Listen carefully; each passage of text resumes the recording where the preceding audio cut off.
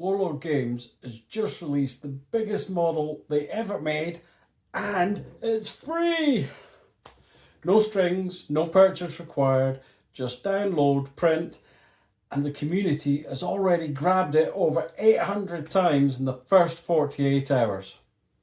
Now, if you're a bolt action player who's been watching K47 from the sidelines and wondering what all the fuss is about, this might be the moment that drags you in. Because today we're going to break down exactly what the Sturmriese is, how it works on the table, and honestly, whether you should bother printing it. Full disclosure guys, I'm not a K47 veteran. I'm a bolt action player who's been getting properly into Konflikt 47, and I suspect if you're watching this channel, then probably there's a whole lot of you out there who are in the same situation. So, Sturmriese, even the name sounds like it's something out of a nightmare. Translated from the German, it means storm giant. And looking at the model, that's not underselling it. This thing is a giant spider mech. 8 legs, enormous rift-powered energy emitters, and it absolutely dominates the table when it's on one. In the K47 universe, and this is where the lore gets genuinely interesting, the Sturmriese are not weapons in the way we traditionally think about them, like a tank or a walker. They're giant energy accumulators. They harvest and channel the power of the rifts. The interdimensional anomalies that are the whole reason for K47's alternate history and how it works the way it does. The Axis, specifically the Green Vault, have figured out how to use the rift energy at a massive scale. And in Festung Europa campaign setting, the Sturmriese are the reason the Allies cannot simply bomb Germany into submission. These machines are denying the Allies the use of their air power, and they're a defensive superweapon. Not a gun that points at you, but a present that reshapes how the entire battle is fought. That's a brilliant narrative concept, and it's also why the rules work the way they do, which we'll get into in a moment. Now, the story of how this model came to exist is actually worth knowing, because it explains a lot about why Warlord is the kind of company that people genuinely seem to like right now. The Sturmriese was originally designed as a centerpiece display model for the UK Games Expo 2025, I'm pretty sure it was, when Warlord were relaunching K47 with the new 2nd edition rules. Now, John Heaney and the studio team built it in 3D from scratch, partly because there was no way to manufacture something of this size traditionally. And when they took it to the expo, people loved it, and they then immediately asked, when can I buy one? So, Warlord looked at the costs of hand making this thing at any kind of scale. And the honest answer was, it would cost more than most players would reasonably spend. So, they made a different call. Instead of selling it, they made an STL free, download it, print it yourself to whatever scale suits you for your table. The link is in the description, so go and get it. And this is, and I say this as someone who has bought a lot of miniatures from a lot of companies, this is the kind of decision that builds genuine community. 800 downloads in 2 days, and that tells you something. Right, so what are you actually getting when you download this? The STL files are not small. This thing eats filament. We're talking over 1 kilo of filament to print this at the default display scale. So budget your printing time and your material accordingly. Now, Warlord have been up front. These are an advanced print file, and so they're not supported, meaning there's no customer service help if you run into printing issues. So if you're new to 3D printing, this might be a project to tackle with someone who's done a few bigger prints before. This is where most people get it consistently wrong when they encounter the Sturmriese. They assume it's an army unit, something that you slot into your list and then give orders to and send it across the table. It isn't. The Sturmriese is a scenario piece. It's built for a specific mission in Festung Europa, and that context matters completely. The scenario is Fell the Giant, and the Sturmriese is the central terrain objective. Allies assault it to disable it, and the Axis must protect it.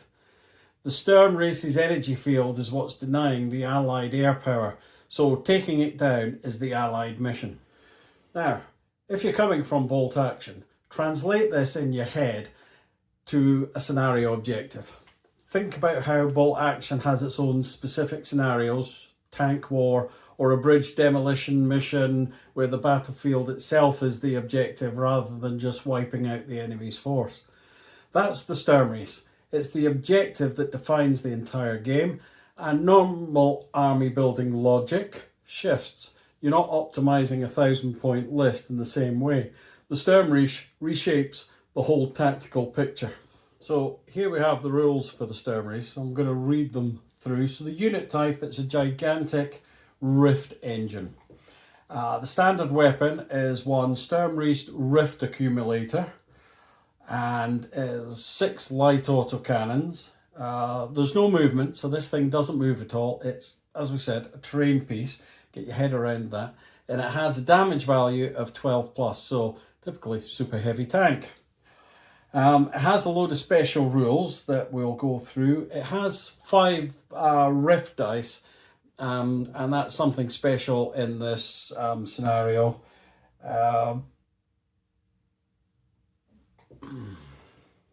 So, the Sturmriese special rules. It's armoured all round, we know what that means, so it's 12 plus all round. Crushing blow. If an enemy executes an order and moves within 3 inches of any of the Sturmriese's feet, roll a d6. On a 5 plus, the unit suffers d6 hits and plus 6 pen, and suffers d3 pin markers. It's a gigantic rift engine. A Sturmriese ignores all vehicle damage results with the exception of knocked out. The first time it receives a knocked out result, disregard it. The second time it receives a knocked out result, the Sturmriese's damage value is permanently reduced by 1, but the result is otherwise disregarded. The third time it receives a knocked out result, the Sturmriese is destroyed and becomes a wreck as normal. So it's hard to kill, but you're going to have to build your list to do that. Light automatic cannons, we know what they are, but they are situated on the underside of the Sturmriese, between each of the legs facing outwards. Each light autocannon is considered the equivalent of being in ambush, so may fire once per game term in response to any enemy unit moving within line of sight or fire. Each weapon also has a 90-degree arc of fire. It's a rift accumulator. Any unit, friend or foe, assigned an exhausted rift dice whilst the Sturmriese is in play may re-roll the result. Sturmriese.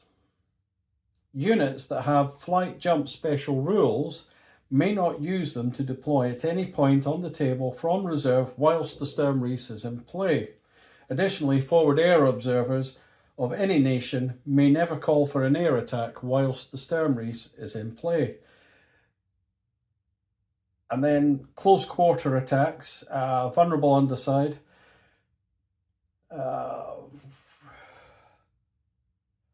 ranged attacks at point blank range strike the more vulnerable bottom under target of the Sturmriese, treating its damage value as 1 less than normal. In addition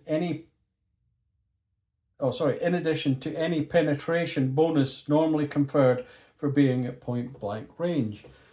So if you remember one thing from this video, remember this about the Sturmriese. It's not a unit, it's a mission, and once you understand that, everything else kind of makes more sense. Alright guys, bolt action players, let me talk to you directly for a moment. If you played bolt action for a while, you know what a Tiger tank does when it's on the table. It's not just because of its stats, but because of its presence. It changes how the other player thinks. They know it's there, they build around avoiding it, or countering it, or removing it. The Tiger changes the whole game before the shot is even fired. The Sturmriese does that, but for an entire scenario campaign. The ally player knows the Sturmriese is sitting in the middle of the table, and their entire plan has to account for it. The Axis player knows that it's their job to keep it operational long enough to win on points or the mission objectives. That's a bolt action player's mental model for this. It's the objective that makes the enemy come to you. And if you know bolt action, you know how powerful that asymmetry can be.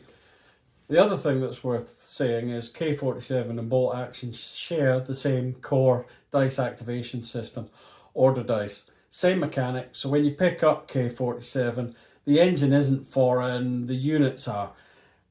And the Sturmriese scenario is actually a very good way to introduce K47 to a bolt action gaming group, because the scenario gives everyone clear objectives from minute one, which is sometimes harder to achieve in an open pickup game. So, should you actually print this thing? Here's my honest take on it. If you're an experienced 3D printer and you're into K47, even a little bit, then yes, absolutely. There's no cost barrier here. Download it, print it, and you've got a centerpiece that will define an entire campaign evening for your group. And the Festung Europa scenario gives you a ready-made reason to put it on the table. This is the kind of model gaming groups remember. If you're new to printing and also new to K47, I'd say get into the game first. Get a started army, play some games, get a feel for the rules, then come back to this as a project. Because printing over a kilo of filament on a model you don't know how to use yet in a game is kind of wasting both material and a great experience. And if you're a bolt action player who's been curious about K47, and I know this might be a lot of you watching here, this model and this scenario might be exactly the entry point you've been waiting for. Because it's not asking you to commit an entire new army immediately. It's asking you to play one big, memorable mission, and that's a great starting point. The Sturmriese is free, and the rules are in Festung Europa, and the community is already printing it. And at 800 downloads in 48 hours tells you that this is a model people want on their table. So, go get it. Play the mission. Tell me in the comments down below, are you printing one? And if you've already played Festung Europa's scenario, I'd love to genuinely know how it went. And that exactly is the kind of battle report I want to see. If this is your first time on the channel, we cover bolt action, strategy, K47 and everything in between. If that sounds like your kind of thing, stick around. And why not like and subscribe down below while you're at it to be instantly updated when the next video goes up. Take care guys, and we'll talk soon.